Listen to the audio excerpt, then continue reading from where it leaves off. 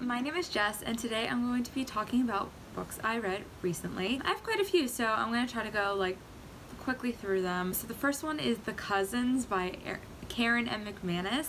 I loved this one. I loved it. I think it's my favorite Karen M. McManus book, which is kind of surprising because it's definitely not her most popular. I feel like people really preferred her other books to this one. I loved One of Us is Lying and I loved One of Us is Next, and yet I still think that this is my favorite. It is a YA mystery thriller about three cousins who don't really know each other. They're kind of they're not estranged, but they haven't really connected too much in real life, but they know that they come from money. Their grandmother is super wealthy and lives on this vacation island, kind of like a richer Nantucket type of St. Martin type place. And one day they all get letters telling them to go to that island and work there for the summer from this grandmother that they've never met. And they go and mysteries unfold and they bond and they're trying to figure crap out, why they've never met this grandmother, what has went on in their family, to create this separation between their parents and all this stuff. So it's family drama, mystery, and there's a little bit of romance, which is cute. And there's also parts where it goes back and forth from I think it's the 80s maybe, when some of their parents were around their age living on the island and stuff that happened there. I just thought it was awesome. I loved every character of the main three, which is kind of rare. I had my favorites, but I thought they were fantastic. I thought they worked so well together as a group. I thought it was just so fast-paced. I loved the mysteries so much. The reveals were incredible. The surprises were incredible. I loved the setting of this island. I thought it was super atmospheric and really worked with everything that was going on. And yeah, I literally flew through it in 2 days, and it's probably one of my favorite YA mysteries now, so. Okay, the next book I read was The Disreputable History of Frankie Lando Banks. This was on my TBR for literally 4 years after I read We Were Liars. Oh, it's by E. Lockhart, who wrote We Were Liars, and I loved We Were Liars. Well, I loved it for when I read it back then. If I feel if I read it again today, it wouldn't be one of my favorites. I don't consider it one of my favorites, but I do remember liking it. Anyway, so I wanted to read this book. It's a completely different genre from We Were Liars. When I was reading it, it did not feel like I was reading an E. Lockhart book. It's essentially about this girl named Frankie who's very not like other girls, but in a feminist way. Anyway, she goes to this fancy prep school that her sister went to, and it's a boarding school, and I love boarding school books, so I was super looking forward to this because I'm really into that niche of boarding school books.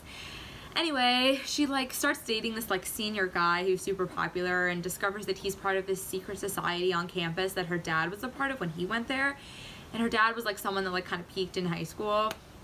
But anyway, she's super intrigued about this and really wants to be a part of it, even though it's male only. So she devises all these kind of schemes and stuff to kind of be part of it, if that makes sense. I don't want to give anything away, but all while keeping it a secret from her boyfriend.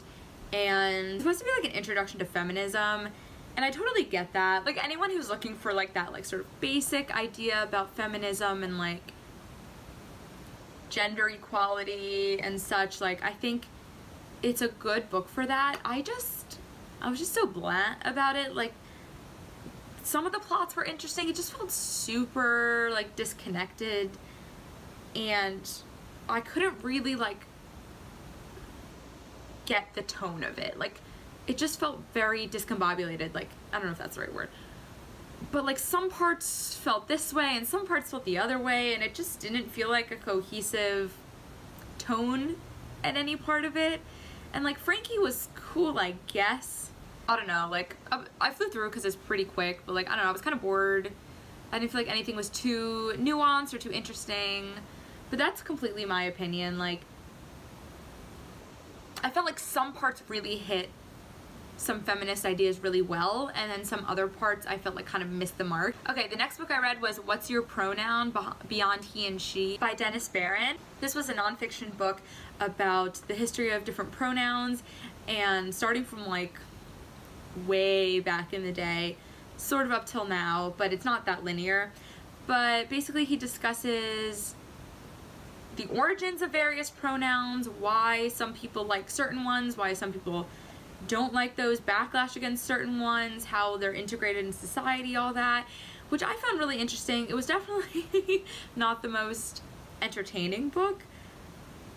You really have to like grammar. I really love grammar. A lot of it was sort of grammar based, which I found super interesting. Like, I love grammar and I love history, and so, and I also love, you know, like social politics and stuff, so it was a good combo for me. It was like, if you don't like those things, this is going to be really boring in my opinion, but I thought it was interesting. I liked seeing the origins of a lot of these pronouns, and a lot of the conclusions he comes to centers on this idea that they, as a gender neutral pronoun, people think we're missing a gender neutral singular pronoun, but he basically argues that they has been used like that for centuries and we should kind of just like accept it at this point.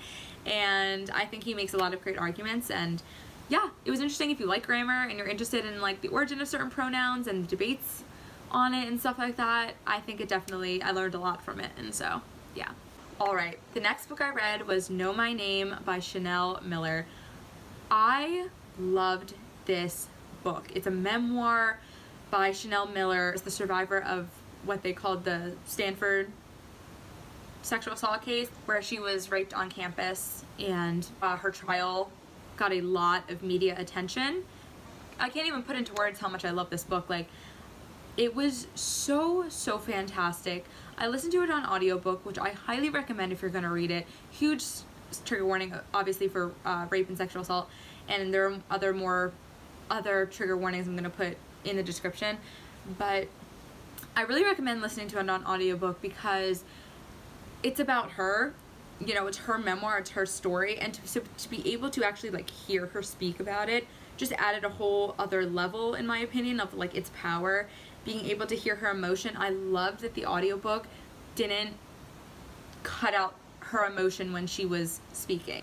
You very much like heard parts where she got angry and heard parts where she choked up, and I really love that they kept those in. Her description of what she went through, the trial, what she went through post-trial, what happened in her life previously, where she is now, like everything was just so well written and so poignant and powerful.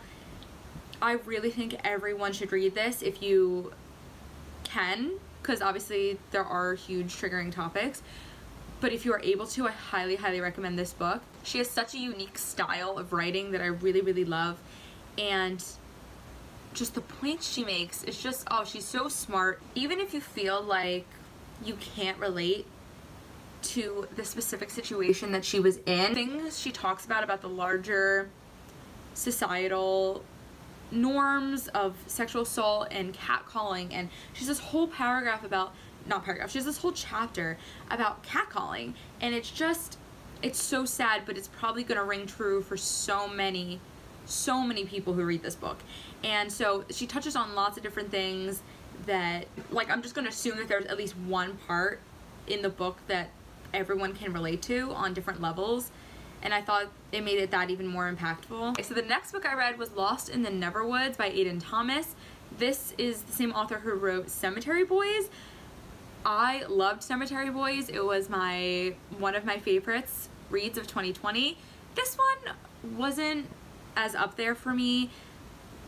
It's like a Peter Pan retelling, which I love. I love Peter Pan, so I thought I was gonna love this book, but I didn't that much. I liked it, but I didn't love it. It's about this girl named Wendy Darling who 5 years ago, she's 18 now, 5 years ago, she and her two younger brothers, John and Michael, so basically the same names, went missing. And she was the only one that returned. And she returned like 6 months later or so, and she can't remember anything about what she went through. And so she's always had this like hole in her memory, and she doesn't know what happened to her brothers. Her brothers are still missing 5 years later. And when she was growing up, her mother told her these stories about this guy named Peter Pan. So it's not a world we live in where everyone knows Peter Pan. This was like very much like a thing specific to her and her family, about this, you know, boy who never grew up and lived in this beautiful mystical place called Neverland. And then she keeps getting like flashes of him, and essentially things happen. She ends up meeting him in real life at the same time where other children in her community are going missing, and basically like she and Peter have to like work together to fix what's going on and everything, and at the same time she's still trying to process, you know, the trauma of her losing her brothers and, you know, the grief that is coming with that. So the concepts itself were super, super cool. I was in love with Peter Pan my whole life, but like, you know, he was one of my first loves, and yeah, he was in this book too. I just love Peter Pan. In this book he is of age, that is clear, so he's not like a child. Well, you'll see. That's kind of a whole part of it, but basically, you know, this is like, Eden Thomas even said it's like kind of like a fan fiction, and I really respect that. Wendy was okay. She didn't have a lot of personality, and I liked her journey that she went through, and I was really rooting for her the whole time, but the main part of this book that just fell flat was just the pacing, which I saw a lot of reviews and people said a lot of the same thing, which made me feel better, but just so much of this book like just dragged on. It was just like basically the entire like middle of the book, actually the beginning too, like it just wasn't as action-packed as I was expecting it to be, and I just thought the pacing was just super off. And I loved Peter, but that was like essentially it. But the thing that saved this book for me was the ending. The last like fourth of the book blew me away. I thought it was absolutely fantastic, and that felt more like an Eden Thomas book. Like it felt like the end of Cemetery Boys in terms of like the climax just being so fantastic. I just thought the whole climax scene was just amazing, and I loved the ending. I thought it was super cool and left me with like a lot of emotion, surprisingly. It was weird because like the whole book I was like, okay, and then I like almost cried at the end. Maybe it's just like the nostalgia about like Peter Pan and such, but I don't know. The ending was really good. I'm still gonna read other Eden Thomas books because I do think they're phenomenal. Okay, the next book I read was The Woman in the Window by A.J. Finn. I read it because I saw that it was coming out as a Netflix movie with Amy Adams, whom I love, and so I had to read it for Amy, and it had a very like Rear Window plot-ish. I did watch the movie and I liked the book way better. Woman in the Window is about a woman named Anna who has very severe agoraphobia, so she cannot leave her house. She lives in New York, and she spends her time, well, she does a lot of activities, but she spends a lot of her time kind of spying on her neighbors and seeing what's going on. And one night, so this new family moves in like across the street, and one night she witnesses the neighbor being stabbed, and she doesn't see who did it, but she calls the police and everything, but no one really believes her because she's on a lot of medication that does cause hallucinations. She drinks on her medicine. She's an alcoholic. She drinks with her meds, which is just so bad, and she's gone through a lot of trauma, and so people just have a hard time believing her. So it's like very Rear Window-esque, which she does mention. She's this huge like film noir crime film buff, and so she mentions the references to those other movies that The Woman in the Window kind of emulates, which I found interesting and I liked it. I thought it was amazing. It does take a hot minute for the story to pick up, but nothing's ever like boring. Like once I finished the book, I understood why we needed that like beginning to just set up her character, set up the setting and everything. So it really made sense. It was never really boring. It was just a lot of like steady incline to get to the point.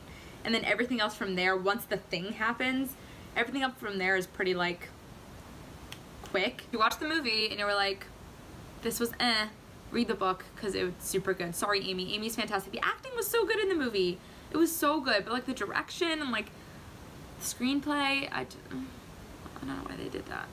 Okay, the next book I read was The Silent Patient, which everyone, and by everyone I mean lists that I googled, said that if I liked The Woman in the Window I should read The Silent Patient. And I remember everyone was like super into this book a couple years ago when it came out, and I think it's still really popular, like it always is, still on like that bestseller list. It's about this woman named Alicia who is happily married to this guy named Gabriel, and then one night she shoots him in the head multiple times. I think it's multiple times. Anyway, after the police find her in her house having shot her husband, she just stops speaking. She never speaks for 6 more years. And so 6 years later, she still hasn't spoken, and this psychotherapist named Theo applies to be her therapist at this psychiatric ward called the Grove that I think it's like a criminal psych ward for women. And so he really thinks he can help her, and he really wants to try to see if he can get her to talk and basically find out the truth about what happened. I can totally see why everyone loved this book, and I really liked it. It was quick, really fast paced, and I wasn't sure exactly the whole time. Like, I didn't have many theories. Actually, I had a lot of theories, but I could tell pretty easily what were red herrings and what weren't. I'm not going to tell you the twist, obviously, but I'm just going to say that it also didn't surprise me. Ever since I read this one particular Agatha Christie book, which I won't say what it is because that would give it away, but ever since I read this one Agatha Christie book, I've always been suspicious of this one particular twist, and so it's always kind of in the back of my mind sometimes, and so it didn't surprise me. However, just like the woman in the window, it did not stop it from being super cool. I didn't actually, I guessed like some parts, but I didn't actually guess the thing until like like 1 page before it was revealed, which was honestly kind of annoying, because if I had just like kept off for like 1 page, I could have been really surprised. But like once they said one detail, I was like, oh, and then I got it. But still, it was still good. If you like psychological thrillers and such, like, I do recommend it. Okay, the next book I read was The Vanishing Half by Britt Bennett. Oh my lord, this was so good. I think I have found my niche of fiction, and it's this, of adult fiction, and it's this like historical fiction, female-driven, third-person narrative where it's going back and forth between past and present and through many years, and you get really involved in these characters' lives. I'm thinking of Where the Crawdads Sing and The Seven Husbands of Evelyn Hugo. And then The Seven Husbands of Evelyn Hugo, I'm pretty sure was first person, I think. So more Where the Crawdads Sing, but The Vanishing Half, like just the way it was written and how the story played out and how the characters were explained, found it absolutely fascinating, and I love it so much. It makes it super fast paced without having to be action packed, if that makes sense. In stories like Where the Crawdads Sing and The Vanishing Half, because it's third person, they're able to like go back and forth into people's heads without it being like it's this one person's perspective and then the next chapter like it's another person's POV. Like in this way, they're able to kind of go back and forth even within the same paragraph about what characters are thinking, go forward and back in time and jump many years, and it still feels like cohesive and quick, even though there's not a lot of like, you know, like fantasy like action stuff, if that makes sense. Anyway, The Vanishing Half is about 2 sisters who grew up in the 50s in this small town in Louisiana, I think, because they go to New Orleans. It is this town that is thought of more of as an idea than a place, but it's basically like this town of black people, but of black people whose skin is very, very light. They kind of encourage their citizens to marry and have kids with people of similar light tones, and so the generations keep getting lighter. And so there's these 2 sisters who are very light because they grew up, they're like a couple generations down from the founder, who was a slave. The founder was a slave, and they're his like great granddaughters. Anyway, when they're like 16 or so, they decide to leave town and go on their own to New Orleans. It does that thing where a lot of books do, where it's not that linear, where like this happened, this happened, this happened. It's more like this thing happened, let's go forward and then see what happened backwards to see what made this, and yada yada yada, which I really like. But eventually you find out that one of the sisters, this isn't a spoiler because it's literally on the jacket and it's like the core of the book. It doesn't take you too long to figure this out, but one sister ends up back in the hometown of Mallard living with her daughter, and the other sister has created this whole new life in California with a white man, and she has been passing as a white woman. And that itself, you know, there's so much to unpack in every single thing that's in this book about race and family and politics and so much else. But so you've got the two sisters, and they basically haven't spoken in a very, very long time. They're living completely different lives. And then one day their daughters meet, their paths cross. And so it jumps back and forth about the daughters' lives and the mother's lives. And it's just so intricately woven and fantastic. I didn't want to put it down. Everything was so heartbreaking, and yet there are really heartwarming parts. I love the historical, like, you know, lens of everything and how the time periods, you know, impacted, let's say, like the mothers versus like the daughters and their point of view. I thought it was amazing, and it totally lived up to the hype, and I think everyone should read it. Okay, the next book I read was Heartstopper Volume 3 by Alice Oseman. This is like, you know what? I don't even read a lot of graphic novel series. I was gonna say this is my favorite graphic novel series, but this is basically the only graphic novel series I've ever read. So it's my favorite. And it's amazing. This series is about a male-male romance between Nick and Charlie. Nick and Charlie.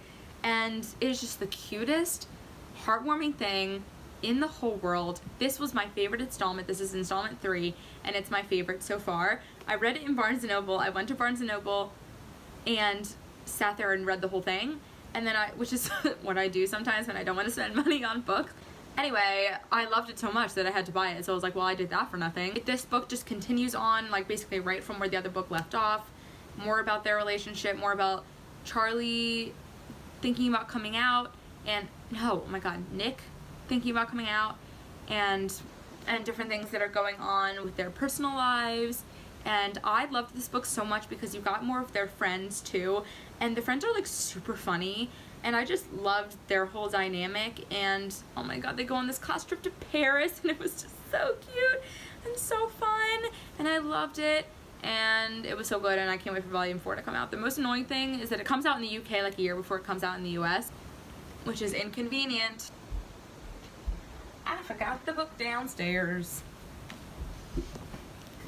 Legendborn is the most recent one I've read, and it was so good. It was so good. Maybe it's been like a hot minute since I've started a fantasy series. Oh my god, I'm out of breath from going up the one flight of stairs. But I'm just so thrilled that I feel like I have this new fantasy series to look forward to, because the second book hasn't come out yet. It hasn't even been titled, which is kind of annoying because I want to read the next one like right now. But this book was absolutely amazing. It's a YA fantasy with this girl named Bree who recently lost her mother, and she goes to this like pre-college scholar program at UNC Chapel Hill, and she lives in North Carolina, and she witnesses this like magical event on her first night there, and basically discovers this whole secret society at UNC that is made up of descendants of King Arthur's court. And she finds herself like sort of involved in this whole thing, and is looking for answers about her mother, looking for answers about herself, and it is absolutely amazing. I'm not going to say much more because I do want to make an entire review about this, because there's so much to discuss. Read it. Read it. It's so good. Oh, and it's by Tracy Dion. Go read it. Alright, that is all the books I've read recently. Thank you so much for watching. Bye!